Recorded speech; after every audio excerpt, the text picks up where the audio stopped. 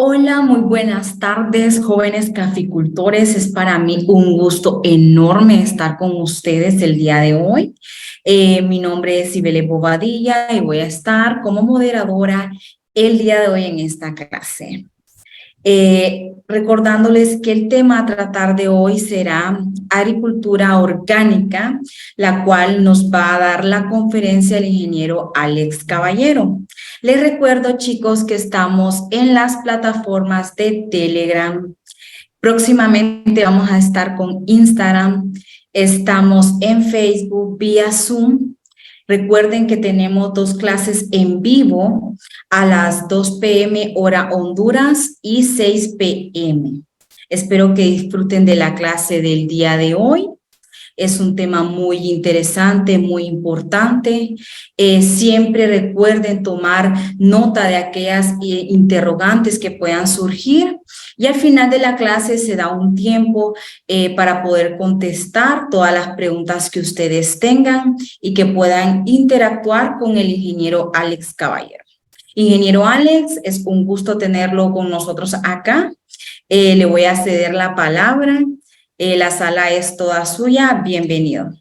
Muy buenas tardes, muy buenas noches, jóvenes caficultores. Qué alegría me da compartir este espacio de formación con ustedes. El tema de hoy es agricultura orgánica. Hemos escogido este espacio, ¿verdad?, para que ustedes puedan aprender y compartir cada uno de los conocimientos. Entonces, bueno, sin más que decirles, ando ahí un poquito mal de la garganta. Creo que vamos a tratar de avanzar con el contenido lo que más se pueda a medida que vayamos con la temática. Posiblemente vamos a tener unas pequeñas preguntas, ¿verdad? Y ustedes pueden ir haciendo el espacio y enviando sus consultas. Este espacio formativo lo hemos orientado a que puedan aprender algunos conceptos de agricultura orgánica. El interés de nosotros es fomentar diferentes tipos de agricultura, como lo hemos venido mencionando a lo largo de los diferentes cursos, y en la semana hemos hablado de agricultura regenerativa, agricultura sostenible, agricultura de conservación. Todas son formas alternativas de hacer agricultura de una manera más eficiente, de una manera que pueda darle valor a los recursos y darle valor a las personas y al ser humano, que en este caso nosotros somos los que nos hacemos cargo de la producción agrícola.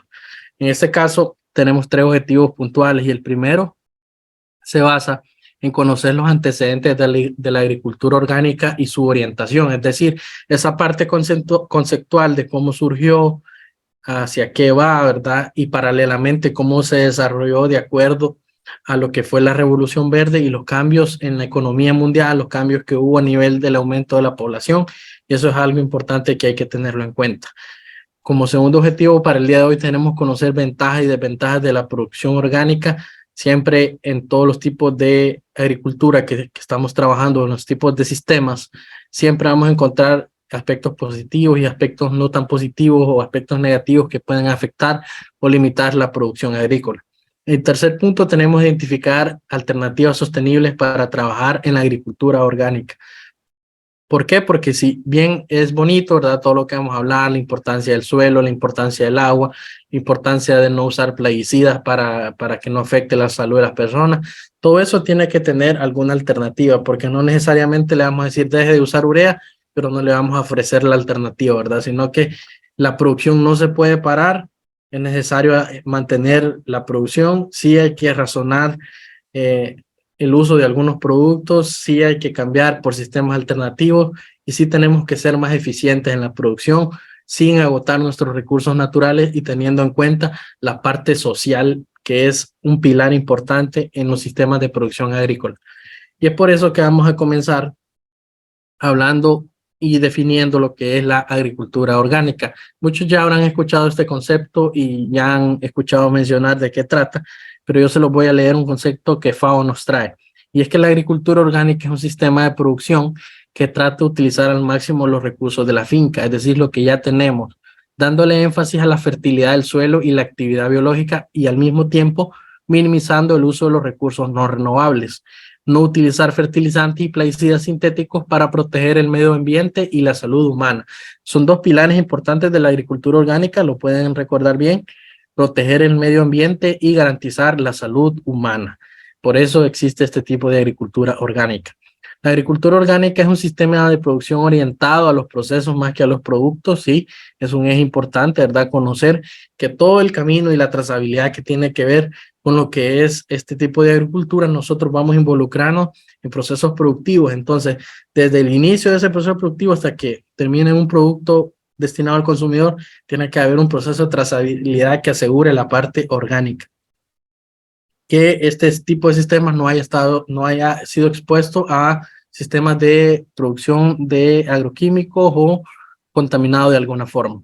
El segundo eje sería el proceso de la agricultura implica restricciones significativas que elevan los costos de producción y comercialización. En este caso, algunos aspectos como la mano de obra, que es una de las desventajas que vamos a analizar. Por ejemplo, no es lo mismo aplicar un producto químico que va a resolver ese problema a que tengamos que fabricarlo y invertir un poco más de mano de obra para poder hacer las aplicaciones en finca, ¿verdad? Sin depender de insumos externos. Ahora, como tercer eje, los consumidores compran productos principalmente porque perciben los beneficios que le aportan a la salud, a la seguridad en los alimentos y al medio ambiente. Es decir, la gente hoy en día ve una etiqueta de un producto orgánico que yo tomé una foto y lastimosamente por cuestiones de tiempo no lo incluí, pero vi un café en Costa Rica, lo vi en Alajuela, que decía café orgánico y tenía la etiqueta, producido con las normas de prácticas de agricultura orgánica por el sello de tal. Entonces, nosotros como consumidor vemos eso y nos vamos enterando de la importancia y de los beneficios que traen esos productos. Entonces, esos productos son certificados y van dirigidos a un mercado que le interesa más la producción orgánica. Entonces, si sabemos que esos productos se empiezan a comercializar y que la gente empieza a ser un poco más consciente de los beneficios de este tipo de agricultura, ese beneficio económico o diferencial podría ser percibido y podría llegar hasta las personas que se encargan de producir de forma orgánica. Eso es muy importante mencionar. Por otra parte, ¿verdad? Es importante que para el tema de hoy analicemos los antecedentes de la agricultura orgánica, y es que ya se empezaban a incluir algunos antecedentes o conceptos de agricultura orgánica a principios de 1900. Algunos de ellos fueron Sir Albert Howard, A. F. King y Rudolf Steiner. Ustedes pueden buscar más información acerca de los antecedentes de agricultura orgánica. Y se tomó consideraciones importantes acerca del uso de estiércol animal, cultivos de cobertura, rotación de cultivos, control de plagas utilizando biológicos, que resultan en un mejor sistema de cultivo, promoviendo lo que fue la protección del medio ambiente y la salud de las personas. Ahora, estas prácticas fueron promovidas, entre otros, como J.A. Rodal en 1940, que han hecho publicaciones a través de la revista Organic Gardening and Farming y varios textos sobre agricultura orgánica. Pueden buscar como jardinería y agricultura orgánica esos textos que ya empezaban a promover lo que era la agricultura orgánica. Ahora, la demanda de alimentos orgánicos fue estimulado en la década de 1960 por algunas publicaciones, ¿verdad? Sobre todo como esta de Rachel Carson, que se llama Silent Spring, donde se documentó el alcance del daño ambiental causado por algunos plaguicidas. Sobre todo se empezaban ya a hacer observaciones de las consecuencias que vendría a provocar esta llamada Revolución Verde, que fue propulsada por Norman Borlaug entre los años de 1960 y 80, que alcanzó un auge importante, ¿no? Acerca de, paralelamente iba aumentando la población, iba aumentando el desarrollo poblacional, mayor cantidad de personas, más gente que alimentar, más recursos que aprovechar, entonces hubo que aumentar las áreas de cultivo, ¿no? Que en este caso es así, no lo vamos a negar, fue necesario implementar paquetes tecnológicos que pudieran producir más alimentos para poder llegar a más población. Entonces, esto es así. Pero, sin embargo, las consecuencias de ese análisis o trascendentalmente qué pasó después de involucrar este tipo de agricultura, ¿verdad? Son las secuelas que esto ha dejado, el deterioro de algunos recursos, estamos a expensas de cambio climático, estamos a expensas de los altos precios de los insumos. Entonces, todo ese tipo de cosas nos hacen migrar hacia buscar otras alternativas, y en estas alternativas es donde tenemos la agricultura orgánica, tenemos la agricultura regenerativa, que combinadas estas estrategias no necesariamente vamos a hacer convencional y de una vez nos vamos a hacer orgánicos, porque no, se nos cae la producción, si se nos cae la producción, se nos caen los ingresos y de eso es lo que nosotros vivimos. Entonces, en este caso, es importante tomar en cuenta que sí, vamos a entrar a un periodo de transición donde vamos a seguir combinando varias estrategias de los diferentes tipos de agricultura orgánica, convencional, regenerativa, para tratar de adaptarnos a las nuevas condiciones que hoy tenemos, ¿verdad? Eso solo para que lo vean como un antecedente.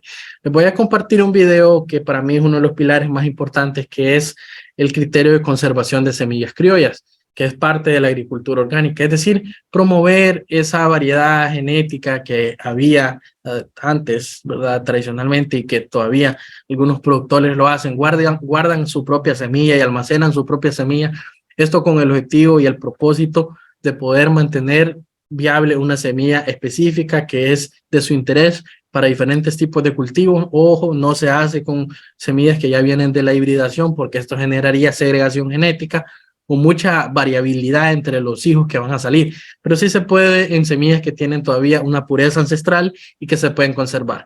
Entonces, comprender ese concepto de por qué es importante el almacenamiento y la conservación de semillas nos da la pauta para empezar a hacer una agricultura orgánica que vaya orientada al cuidado del medio ambiente y la salud humana. Así que pongamos atención a este video.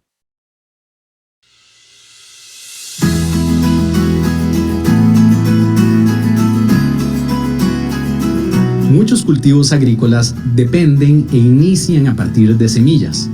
La producción de estas es una labor esencial en la agricultura, pero en ocasiones es una tarea que ha sido olvidada. Hoy resulta imprescindible para nuestra soberanía alimentaria y la preservación del ambiente que nuestros agricultores y agricultoras produzcan y conserven sus semillas. Bueno, en estos tiempos los agricultores y agricultoras debemos de buscar opciones para regresar a las tradiciones donde sembrábamos, producíamos, apartábamos para semilla, conservamos y volvíamos a sembrar. Esto es una práctica ancestral que hoy en día nos permitiría no depender del mercado y lograr tener más diversidad agroalimentaria, con ello una soberanía alimentaria, y también empezar a mejorar nuestras propias semillas criollas y que siempre estén en manos de las agricultoras y los agricultores. De esta manera también logramos mayor adaptación ante los cambios climáticos y resiliencia. Conozcamos los aspectos que debemos tener en cuenta para producir semillas. Es un proceso simple, pero se requiere de observación, dedicación y tiempo. Se debe esperar un poco más que cuando se obtienen plantas o frutos comerciales. La reproducción de semillas integra 3 etapas: producción y selección de las plantas, extracción y secado, empaque y conservación. Para la producción y selección de semillas debemos realizar varios pasos. Sembrar semillas cuyo origen conozcamos. Asegurarnos que no son semillas híbridas o transgénicas. Realizar prácticas agroecológicas para el mantenimiento y desarrollo de las plantas. Seleccionar las plantas con las características deseadas, sanas, vigorosas y de las que se obtuvo un mejor rendimiento en la producción, así como mayor resistencia a insectos, hongos y bacterias. Dejar madurar la semilla en la planta. Una vez que la semilla esté madura, se realiza la cosecha o recolección. Se recomienda hacerlo en horas de la mañana, sin lluvia ni viento. Bueno, para la selección de semillas es muy importante observar desde el momento en que yo siembro mi semilla, el proceso de desarrollo de la planta, cuando florece y cuando fructifica. Y es importante seleccionar plantas que no estén enfermas, que estén pues bastante saludables, que hayan resistido en algún momento que hubo alguna falta de agua, que haya sido bastante resistente al ataque de plagas y enfermedades. Y por último, el tema del rendimiento. Cuando yo tengo, por ejemplo, una planta de tomate y quiero seleccionar tomates o plantas de tomates para semilla, es muy importante escoger aquellos tomates donde son la planta que ha producido más. Entonces a eso nos referimos a rendimiento. Cuando una planta me da 1 kilo, yo prefiero no sacarle semillas a esa planta de tomate, pero si la planta me dio 6 o más kilos, sí voy a sacarle semilla a esos tomates, y luego hago una selección de los tomates más grandes. El método de extracción y secado de semillas varía según la especie. Puede ser extracción en seco, para plantas cuya semilla viene en cápsulas, vainas o frutos secos, como frijol, maíz, girasol, lechuga y amaranto. Extracción en húmedo, para plantas que producen las semillas dentro del fruto, como el ayote, zucchini, chiverri, chiles, entre otros. Y por último, la extracción en húmedo con fermentación. Es el método para extraer la semilla que está rodeada de mucílago y está dentro del fruto, como ocurre en el tomate, pepino y pasifloras. Bueno, el proceso de secado, conservación, empaque de las semillas criollas es sumamente importante porque con esto permitimos guardar parte de las semillas y poderlas sembrar en otros momentos. Entonces, de esta manera, las agricultoras y los agricultores van a poder obtener semilla en otro momento que ya ha pasado tal vez la temporada, pueden compartirla, pueden intercambiarla y así tener por varios meses o años disponibilidad de estas semillas sin que se pierdan. Y por otro lado, a nivel ambiental, pues hacer estos procesos de rescate, selección, extracción y conservación de semillas genera un impacto ambiental bastante importante debido a que logramos aportar a la biodiversidad agrícola de nuestros ecosistemas y de esta manera también estamos reduciendo el uso de agroquímicos, ya que la producción y conservación de semillas criollas está ligada a un sistema de producción agroalimentario agroecológico, en donde el uso de pesticidas, de fertilizantes a base de petróleo son nulos. Entonces con esto estamos evitando la contaminación de fuentes de agua, la contaminación del suelo y la generación de gases de efecto invernadero. Puede contactar al Centro Especializado en Agricultura Orgánica del Instituto Nacional de Aprendizaje, INA, para conocer más sobre esta y otras técnicas de producción sostenible.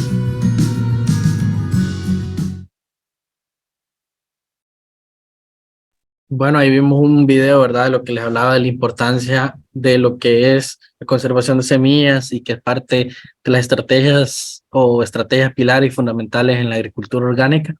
Pues la agricultura orgánica y estos modelos sostenibles de agricultura van encaminados y orientados sobre todo con una línea de pensamiento estratégico que se han planteado las Naciones Unidas.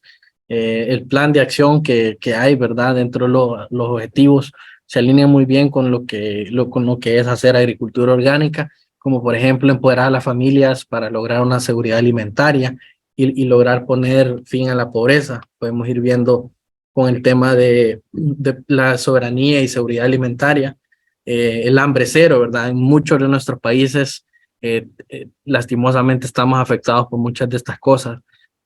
Nos hace falta el tema de salud, el tema de educación, igualdad de género, agua limpia y saneamiento, energía sostenible, trabajo decente y crecimiento económico, industria, innovación, reducción de la brecha que hay a nivel de desigualdades, ciudades y comunidades sostenibles, producción y consumo responsable, productos más limpios, más libres de la acción contaminante, acción por el clima, vida submarina, vida de ecosistemas, paz, justicia, instituciones sólidas, alianzas para lograr los objetivos. Así que nosotros practicando agricultura orgánica como una alternativa a lo que hoy tenemos, nos alineamos a los objetivos que nuestros países tienen y en los que se encuentran en ese acuerdo.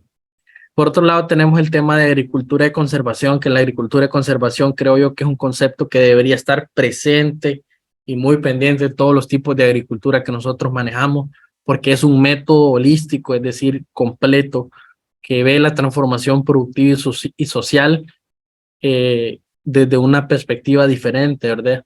Tratando de que los recursos naturales se mantengan, se puedan preservar en vez de agotarlos. Ahora este método sigue los procesos naturales para entender los ciclos que hay en los nutrientes, el agua, el suelo, para tratar de emular las condiciones que hay en la naturaleza para producir alimentos sanos y balanceados nutrientes. Nosotros conocemos cómo es la naturaleza y es sabia, entonces tenemos que aprender a imitar esos procesos biológicos que se dan en la naturaleza, entender cómo funcionan los ciclos del agua, cómo funcionan los ciclos de los nutrientes y acercarnos de una manera en la que la agricultura de conservación se vuelva parte de todos los modelos productivos que nosotros tengamos sin desviar la importancia de manejar buenos rendimientos. Por otro lado, ¿verdad? Dentro de agricultura orgánica y agricultura de conservación hay tres conceptos bien importantes que hay que manejar, que son parte del triángulo de la sostenibilidad. Entre ellos vamos a hablar primero que con este enfoque de conservación y agricultura orgánica, uno de los pilares importantes es que sea ecológicamente regenerativa para restaurar el potencial de los servicios ecosistémicos que han sido degradados en el pasado. También que sea económicamente rentable, que no se vayan a reducir, ¿verdad?, lo que es los rendimientos, tratar de enfocarnos en manejar los costos variables que pueden limitar los rendimientos de alguna forma. Y finalmente, que sea socialmente cohesionador, que cree empleo, riqueza local, que una a las personas en un nuevo entorno, una nueva visión de producir, una nueva visión de hacer agricultura.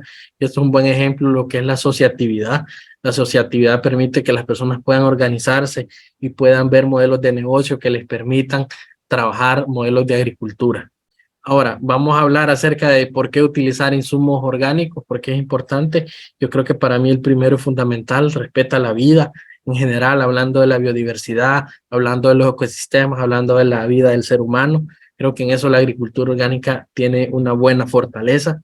El segundo, porque protege la salud de los productores, trabajadores y consumidores, tratando de buscar alternativas que sean orgánicas y producidas, si es posible, en la misma finca para reducir la dependencia de algunos productos.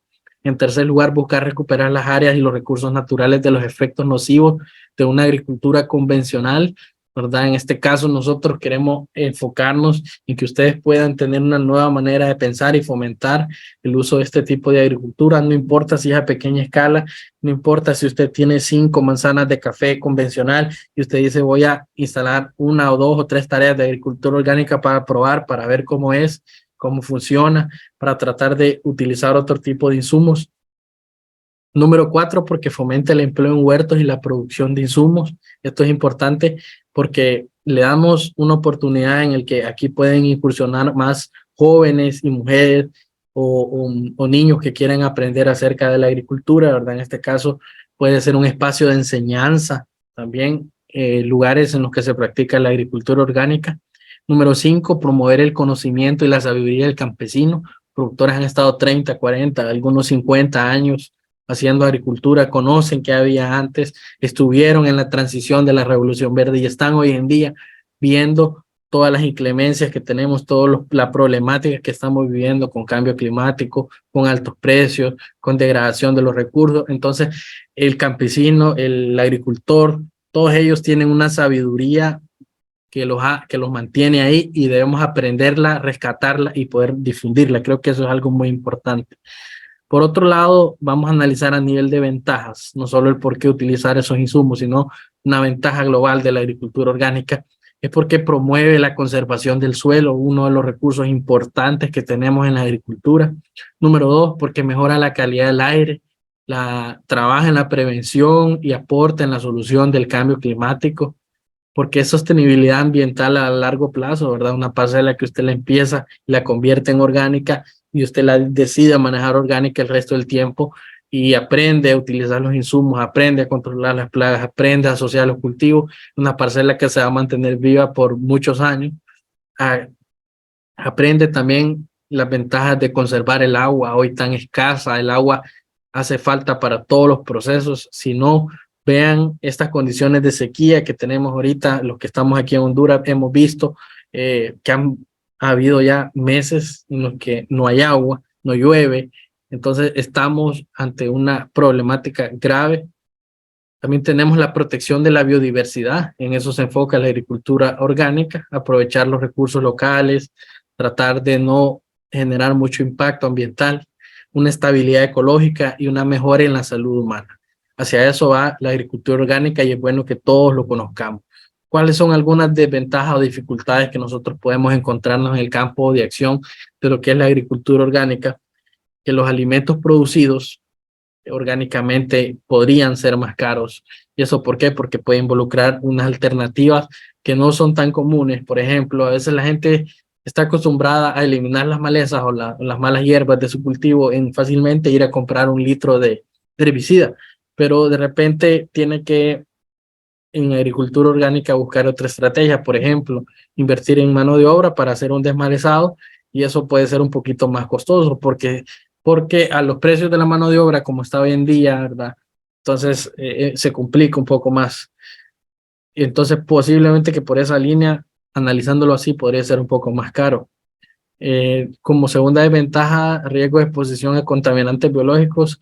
Es muy posible que si no se maneja bien toda esta parte orgánica, no se manejan bien las temperaturas en la fase de compostaje y algunos biológicos, puede ser que en algún momento usted pueda estar, como está trabajando con estiércol y excretas animales, o así usted puede tener el riesgo de contraer algún contaminante biológico. Por eso es importante manejar siempre la inocuidad, manejar siempre que cuando estamos trabajando con hortalizas o cultivos de hoja, esos abonos que se apliquen ya vayan composteados, ya vayan procesados, para que no generen un riesgo de exposición para las personas. Y por último, requiere un poco más de tiempo y esfuerzo la producción orgánica frente a la convencional. Eso es sí, ¿verdad? Entonces, no es como que en todos lados vamos a encontrar fertilizantes orgánicos, sino que muchas veces tenemos que buscar a fabricarlos. Tenemos que aprovechar el estiércol del ganado que tengamos para elaborar un compost, para elaborar un bokashi, para elaborar un té de biol. Entonces no siempre vamos a tener a la mano como ir a comprar la agropecuaria, sino que a veces hay que invertir tiempo y dedicación en hacerlo. Eso, y hay que estar con la mentalidad dispuesta a aprender. Creo que eso es una de las cosas más importantes. Otro tema de los que yo quiero rescatar que se ven involucrados en la fase lunar de la agricultura orgánica es que de acuerdo a diferentes revisiones y conceptos, ensayos y sabiduría de agricultores que ha sido guardada y cosas que ellos han observado, de hecho se han hecho ya algunas informaciones acerca de esto, que la luna es un factor relevante en cómo influyen los ritmos agronómicos de las plantas y los animales por su influencia sobre los líquidos y sobre el comportamiento, ¿verdad? O sea, la fuerza graduada de la luna influye en el movimiento de la savia de las plantas. Es decir, los líquidos que las plantas tienen internamente influye también en la germinación de las semillas, influye en el movimiento de que esa savia ascienda y descienda desde las raíces hasta la parte superior o la parte aérea de las plantas. Entonces yo creo que eso es importante tenerlo en cuenta. Y hay 4 estaciones que son importantes para eso, que constan de 7 días. Hay una fase, ¿verdad?, de luna nueva, hay una fase de cuarto creciente, hay una fase de luna llena y hay una fase de cuarto menguante. Yo creo que ahí es importante mencionar que cuando la luna es, o se le llama luna nueva, está en esa fase, el movimiento de fluidos de la savia, ¿verdad?, se descienden y se concentran en la raíz de las plantas. Entonces hay cierto tipo de actividades que se recomiendan hacer en esta etapa y otros tipos de actividades que se recomiendan en la siguiente, que es cuarto creciente, que ahí el fluido de savia empieza a subir hacia la parte aérea de la planta.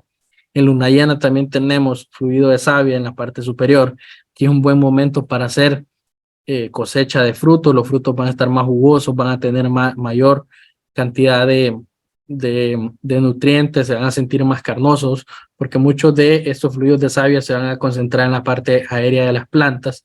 Hacia cuarto menguante empieza a descender otra vez el flujo de savia, ¿verdad? Entonces esa es una manera en cómo se comportan las plantas. Por ejemplo, si en esta etapa de luna llena tenemos que el flujo de savia se ha concentrado en la parte superior, aquí no sería recomendable hacer poda, porque causaríamos herida y el árbol notaríamos unos pequeños, como en los cortes, notaríamos como que él está sangrando, él está liberando ahí un poquito de esa agüita que tiene, ¿verdad? Entonces aquí no sería recomendable hacer poda, sino que podríamos hacerlo más hacia otro tipo de luna, cuarto menguante, por ejemplo, cuarto creciente, podríamos ir haciendo podas. Y aquí hay un cuadro resumen, ¿verdad?, en relación al tema de lo que es que algunas actividades que se pueden hacer en diferentes tipos de luna. Por ejemplo, en luna nueva, de 0 a 7 días, se pueden cosechar tubérculos, se puede sembrar y cosechar, se puede hacer preparación del suelo, se puede hacer injertación, se puede castrar animales.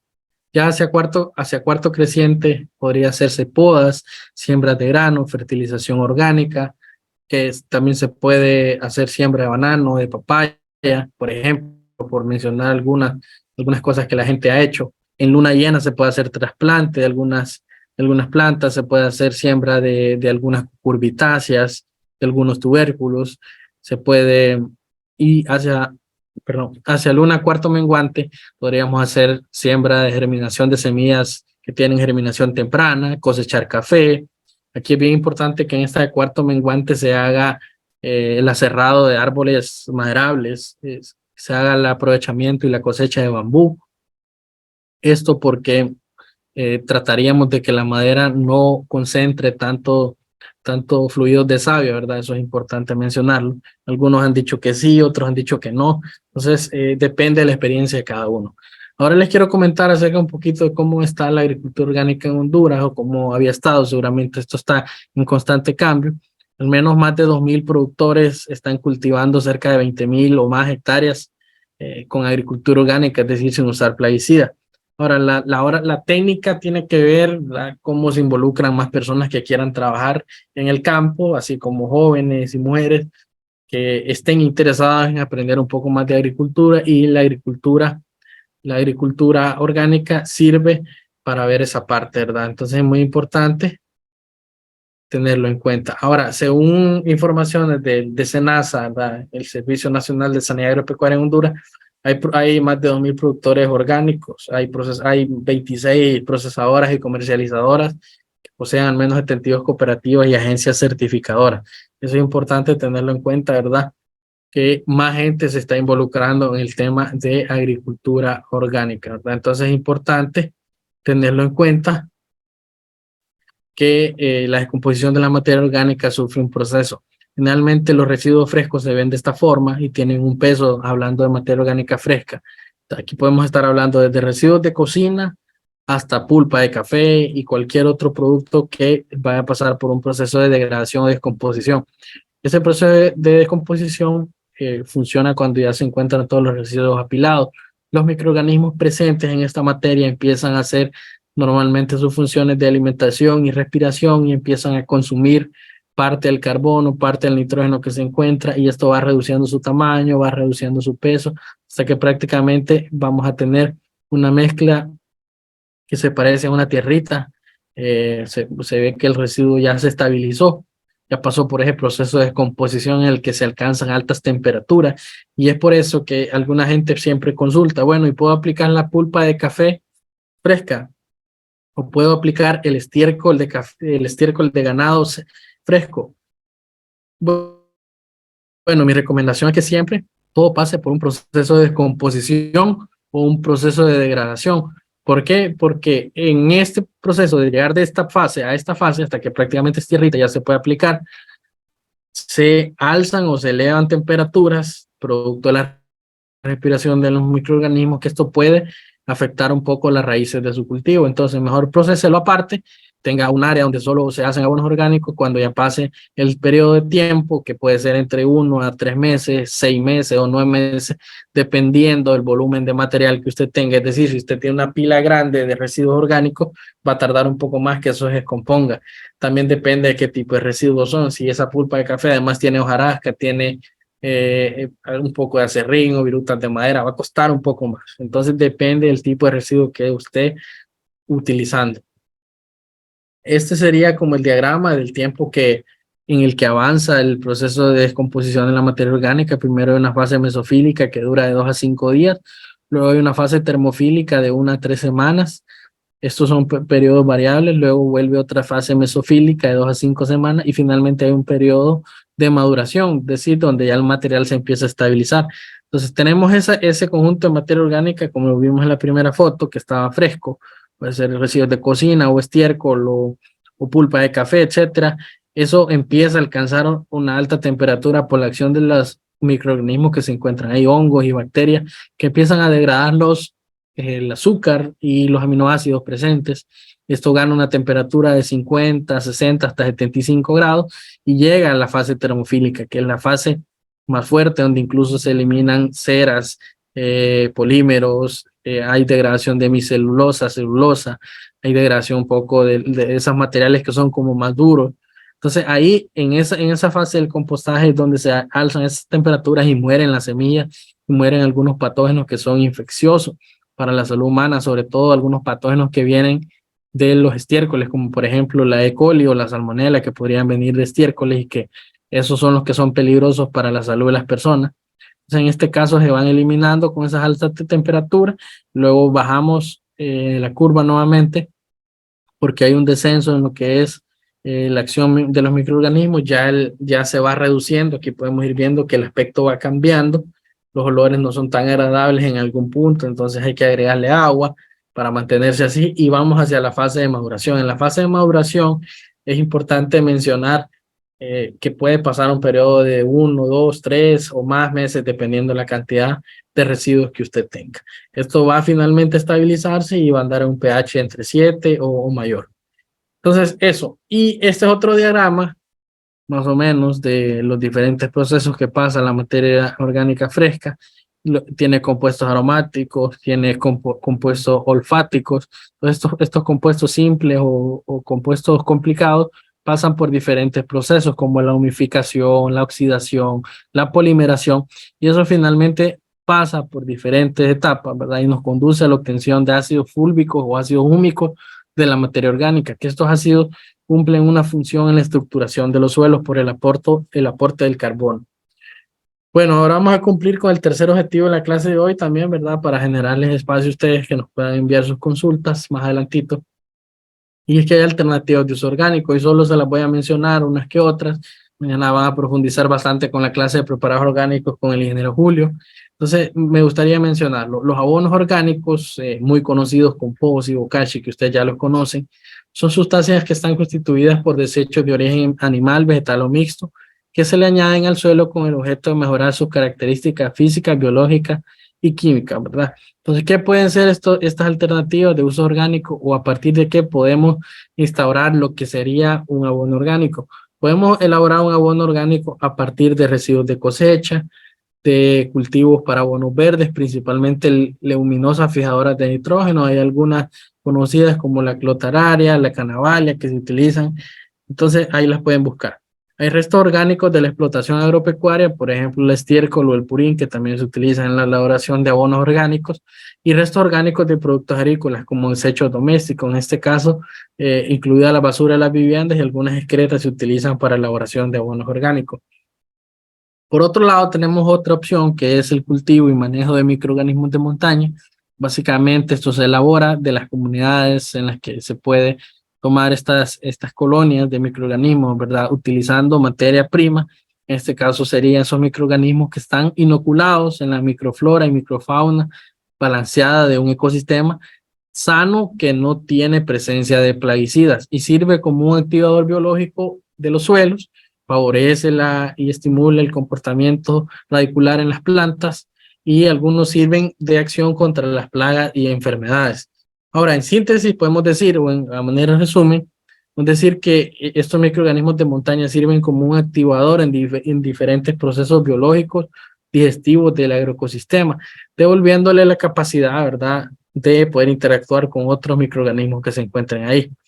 Otro tipo de productos que se pueden utilizar son algunos insecticidas que ayudan a controlar algunas plagas, como hormigas, sonpopo, áfido, gallina ciega, mosca blanca. Algunos productos que usted los puede hacer de vinagre, otros los puede hacer de chile picante, otros los puede hacer de pimienta, otros los puede hacer de ajo, entonces hay cantidad de recetas de insecticidas orgánicos que ustedes pueden buscar que les pueden servir. Algunos incluso se puede utilizar azufre puro, se puede utilizar cobre puro para utilizarlos como insecticidas o repelentes. Mañana van a hablar acerca de recetas, ¿verdad? Que es algo bueno. Luego están los bioles, que son un tipo de abono orgánico foliar que se utiliza del proceso de digestión anaeróbica de residuos orgánicos animales y vegetales. En este caso, puede utilizar estiércol, residuos de cosecha, incluso hasta se pueden utilizar plantas fijadoras de nitrógeno que pueden ir en mezcla, y se pueden hacer un té de biol que pueda proveerle bastante nitrógeno. Y la ventaja de hacer estos bioles es que son ricos en fitohormonas, es decir, las fitohormonas son hormonas que le sirven a la planta para estimular la germinación de una de sus semillas, para estimular floración, para estimular crecimiento de raíz, diferentes cosas que tienen el uso de estos bioles. Ahí lo pueden ver. Otro tipo de producto muy importante que a mí me gusta hacer énfasis, y es el vermicompost o lombricompost, que es un proceso de fabricación de abono orgánico en el cual utilizamos las lombrices. Conocida por excelencia y mejor utilizada, la lombriz roja californiana, nombre científico Eisenia foetia. Ellas tienen una gran capacidad solubilizadora de algunos nutrientes, se pueden comer orgánico casi todo desde estiércoles, residuos de cosecha, importante, cosas que no sean como muy ácidas, como por ejemplo residuos de cítricos, ellas no son tan eficientes aprovechándolos, tampoco, ¿verdad? Se les da como quien dice aserrín, y peor si viene de maderas rojas, tampoco lo degradan, pero en general estiércoles de todo tipo, de ovinos, de equinos, de bovinos, ellas lo degradan, de ahí residuos de fruta, incluso residuos de cocina, lo aprovechan muy bien. Eso, y con eso podemos hacer una tabla comparativa de diferentes investigaciones de FAO, de CENICAFE, de diferentes investigaciones que hemos encontrado. Hemos visto contenido de nutrientes a nivel de compost. Nitrógeno va desde 0.3 hasta 1.5%. De fósforo de 0.1 a 1%. De potasio de 0.3 a 1%. Los contenidos de esos nutrientes en el compost. Vemos las propiedades químicas del vermicompost, ácido fúlvico del 14 al 30%, ácidos húmicos desde el 2.5 al 5.8%, y entre otros elementos que tienen, además la relación carbono-nitrógeno, es decir, el balance que hay entre esos dos elementos que son importantes como estructurales o mejoradores de suelo, tenemos de un 10 a un 11%. Y luego se hace una comparativa de los tres tipos de un compost, un bocashi y un humus. Y de aquí sale una respuesta que yo les quiero dar. ¿Cuál es el mejor? Bueno, el más estable o el que tiene mejor solubilizados los nutrientes es el lombriz, el humus de lombriz o lombricompost. ¿Por qué? Porque tiene más porcentaje de materia orgánica en esta comparativa que se hizo. Tiene un nivel medio de nutrientes, ¿verdad? Que anda parecido al compost y al bokashi, y además tiene una relación carbono-nitrógeno muy estable de 13 para este estudio. Sin embargo, cualquiera de los otros dos que usted haga y lo aporte a su suelo, lo aporte a su finca y esté combinando estrategias de agricultura orgánica, está bien, no importa. El que usted haga y el mejor le funcione, ese va a ser el que se va a adaptar a sus necesidades. Ahora, tenemos fuentes aprobadas y hay fuentes restringidas de algunos productos. Por ejemplo, en este caso vamos a hablar de potasio para poner un ejemplo, y con una normativa internacional un poco más amplia. Hay diferentes tipos de normativas, certificaciones, orgánicas, inorgánicas, otras regenerativas, otras de comercio justo, otras de diferentes tipos de certificaciones que usted va a encontrar en el mercado que hablan acerca de estándares. Pero aquí vamos a utilizar de referencia el Programa Nacional Orgánico de los Estados Unidos y el Consejo General de Estándares de Canadá, que clasifican los productos como permitidos, restringidos o prohibidos para su uso en la producción orgánica. Como concepto, los productos permitidos son aquellos autorizados para la producción orgánica cuando se les aplique en la forma que indique la etiqueta. Hay productos comerciales y hay productos elaborados por uno mismo que los puede utilizar. Hay materiales restringidos que solo pueden ser aplicados para ciertos usos y bajo condiciones específicas. Y los productos prohibidos nunca pueden ser utilizados en la producción orgánica. Sabemos que este tipo de producción es un poco más estricta porque vela por los dos pilares más importantes que hablamos. La protección del medio ambiente y la salud de las personas. Ahora, ¿qué productos autorizados y qué condiciones hay? Por ejemplo, se puede utilizar sulfato de potasio y magnesio en forma de lambainita que venga en su forma natural y solo que haya pasado por un proceso de trituración sin más refinamiento o purificación. El estiércol y el compost, que puede tener concentraciones de potasio un poco variables, inestables, pero que lo tienen. Y así que una de las más accesibles a las que podemos utilizar. Se puede usar sulfato de potasio en producción de cultivos orgánicos cuando este provenga de fuentes naturales, es decir, de la parte mineral. Se puede utilizar rocas en polvo sin restricciones de uso, ¿verdad? Algas que contengan buen porcentaje de los nutrientes que nos interesan. Algunos tipos de algas tienen de 0.4 gramos de potasio por litro. La biomasa de esas algas se puede utilizar como fuente, ¿verdad? O como fuente de potasio soluble. La ceniza de madera, la ceniza que viene de combustión, ¿verdad?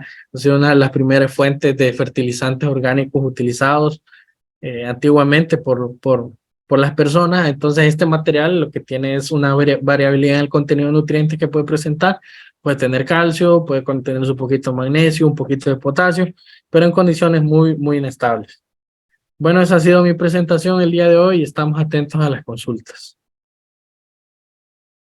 Muchas gracias, ingeniero, por esta conferencia. Le agradecemos el tiempo que nos está brindando un tema muy importante y siempre invitamos a los jóvenes a que indaguen más, a que investiguen, a que no solo se queden en este panorama, sino que ustedes vayan más allá. Les invitamos a, si ustedes no pudieron estar presentes en vivo en la clase, recuerden que tenemos las clases pregrabadas y las pueden ver a la hora que ustedes gusten. Siempre registren su asistencia para poder obtener su certificado al final del curso. Y vamos a leer el chat, jóvenes, desde hace unos 30, 20 minutos está abierto. Ustedes pueden hacer cualquier consulta que tengan al ingeniero Alex. Y vamos a comenzar acá dando lectura a algunos chats que tenemos. Bueno, nos saludan desde Nicaragua. Excelente tema, nos dice Ronald Alonso. También nos saludan de acá de Marcala La Paz, Honduras. Eric Flores nos hace un comentario: la agricultura orgánica no es un cambio de insumos, es una forma diferente de hacer las cosas. Es volver a la diversidad, a la biodiversidad, al equilibrio dinámico, a la armonía. Muchas gracias. Saludos desde Ajuterique, Comayagua, nos dice Eric Flores. Excelente presentación. Vamos a ver acá tenemos una consulta. Bueno, chicos, solo para recordarles que hay unas preguntitas que se asemejan más al tema que vamos a ver mañana, que son preparados orgánicos con el ingeniero Julio Hernández, y los invitamos a que estén puntuales, 2 p.m. Hora de la tarde y 6 p.m. no, hora Honduras. Vamos a ver acá, saludos desde Guatemala, Cantarranas. Nos dice Rosa Peña: ingeniero, hablemos un poco sobre la pulpa de café y cómo esta la podemos utilizar como abono orgánico. Interesante, gracias por la consulta. Y bueno, es algo de lo que nosotros más les hacemos énfasis aquí en Jóvenes Caficultores, sobre todo porque el cultivo principal que aquí manejamos es café, de ahí se derivan otros cultivos que tienen que ver con el tema siempre de diversificación. Pero yo creo que es importante abordar esa parte.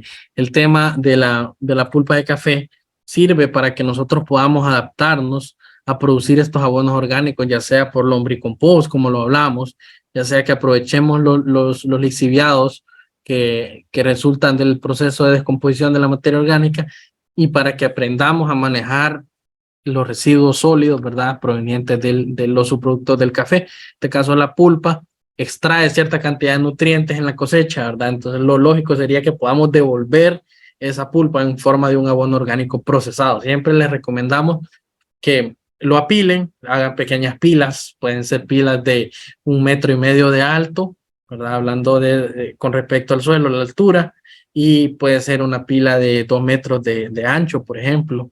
Y en estas pilas ir apilando y le dando el volteo correctamente, agregarle suficiente humedad entre el 60 y 70%.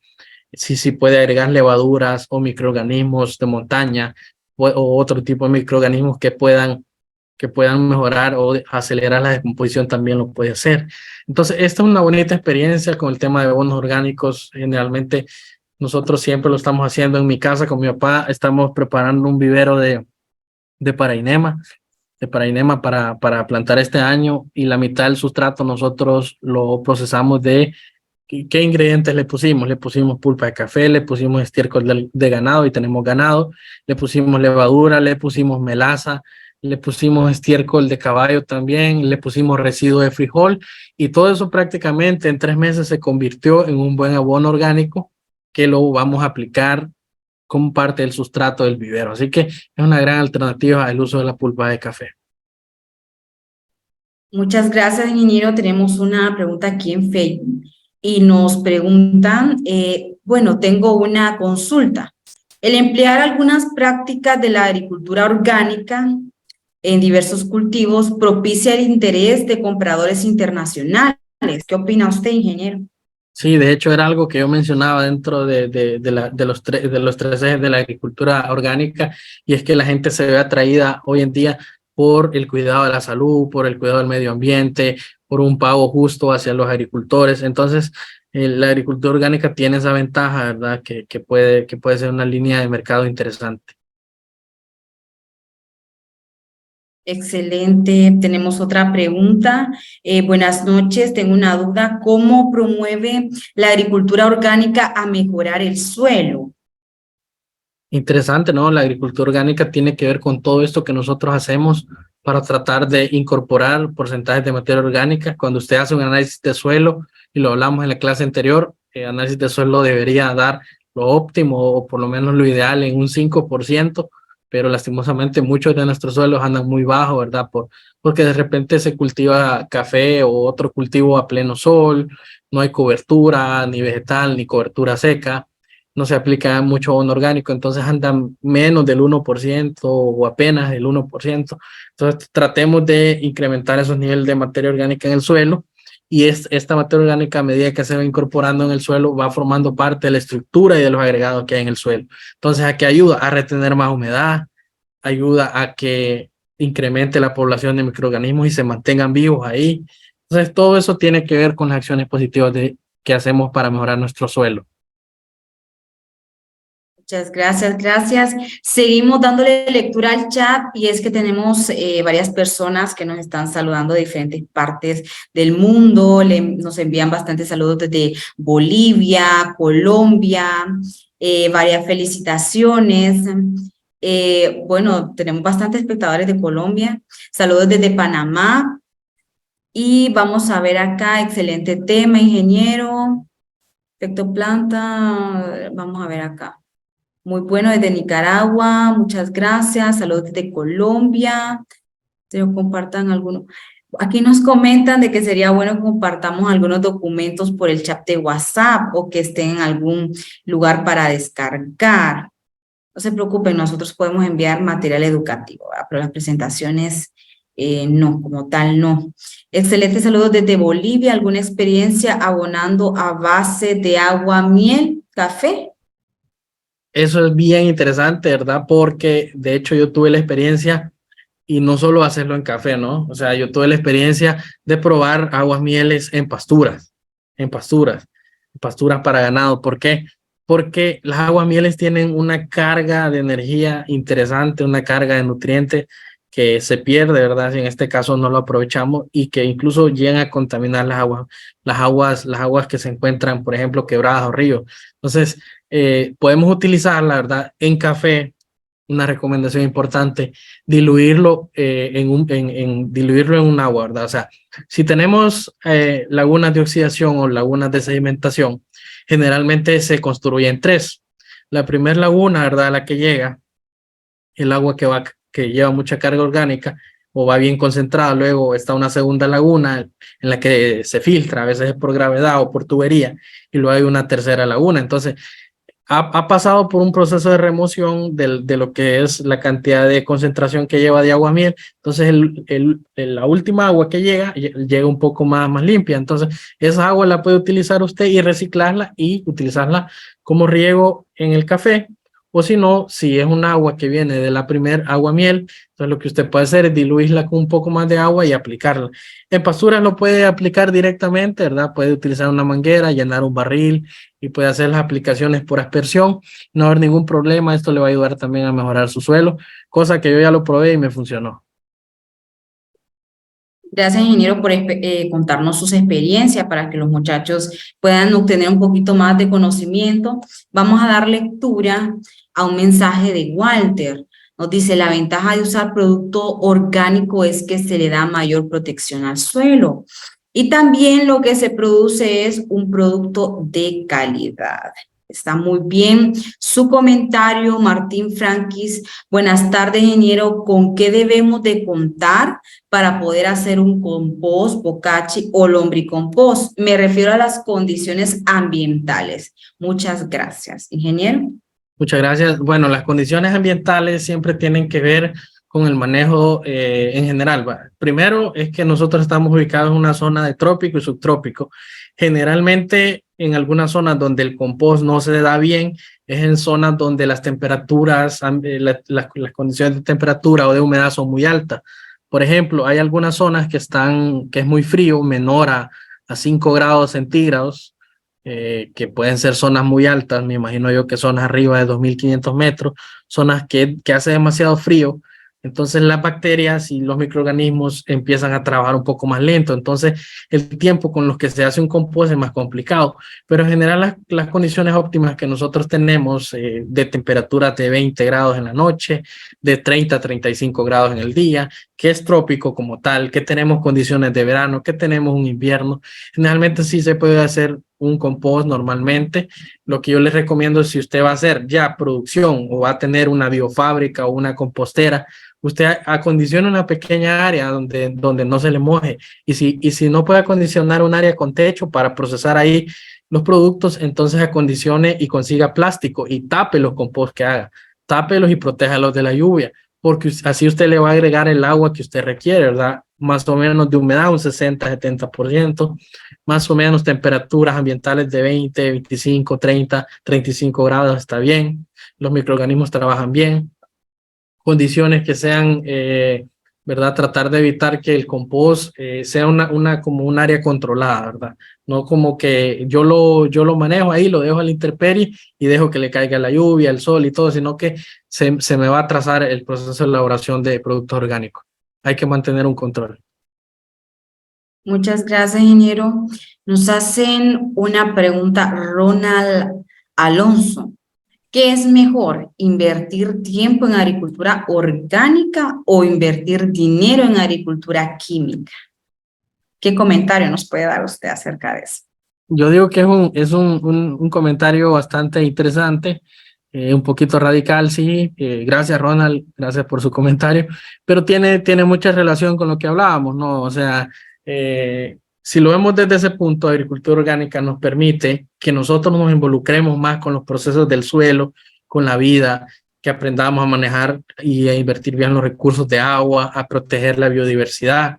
Entonces, más va por esa línea, requiere invertir tiempo, esfuerzo, aprendizaje para entender la naturaleza, versus, ¿verdad? De repente tener que invertir dinero en efectivo al tener que comprar algunos productos. Si bien es cierto, es una necesidad siempre estar a la disposición de que si me infectó mi cultivo de roya, por ejemplo, mi cultivo de café se me llenó de roya y yo ya no lo puedo controlar y van a ser pérdidas económicas, que este año yo voy a quedar endeudado y mi finca se me dañó y todo, ¿no? Yo tengo que aplicar un producto de control que me arregle el problema. En eso no nos vamos a engañar, hay que hacerlo, porque si no el productor queda en la calle si se pone romántico, endeudado y con problemas ahí no va a sacar su cosecha.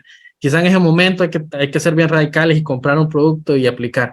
Pero si usted empieza a ordenarse, empieza a hacer las cosas diferentes con agricultura orgánica, aplicando ideas, por ejemplo, empezar a usar caldos sulfocálcicos que le sirvan como preventivo antes de la floración. Entonces, manejar la regulación de sombra, manejar un buen manejo de tejidos, una buena fertilización dirigida a la planta, una buena aplicación de abono orgánico. Con eso trataríamos también con el uso de control biológico, aplicando algunos controladores como Beauveria bassiana, como Trichoderma, como Metarrhizium, como Lecanicilium, que son controladores biológicos a base de hongos y microorganismos entomopatógenos. Con todo eso que yo voy aplicando esa estrategia, yo voy tratando de reducir esa brecha entre tener que aplicar químico y tener que ser extremadamente orgánico, ¿verdad? Entonces tengo que manejar mi balance y tengo que aprender esas estrategias de control.